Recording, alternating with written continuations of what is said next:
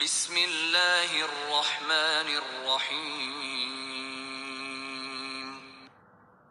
وإذ قال موسى لقومه إن الله يأمركم أن تذبحوا بقرة قالوا أتتخذنا هزوا قال أعوذ بالله أن أكون من الجاهلين.